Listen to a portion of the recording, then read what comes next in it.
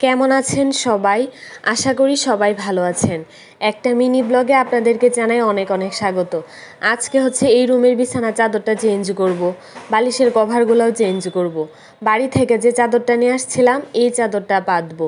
এই চাদরটা আনার পরে তো এখনও পাতা হয়েছে না, তো ভাবতেছি আজকে পাতি। আর পূজা তো আইসাই পড়ছে। আমি আমাদের বাসায় যাওয়ার আগে বেশ কিছু কাজ গুছায় রেখে গেছিলাম, মানে এই বাসায় পরিষ্কার পরিচ্ছন্ন করে রেখে গেছিলাম। এখন আরও বেশ কিছু জিনিস বাকি আছে যেগুলো পরিষ্কার পরিচ্ছন্ন করতে হবে, ধোয়া পাকলা করতে হবে। এই তো আজকের থেকে আস্তে আস্তে করে শুরু করলাম আর কি।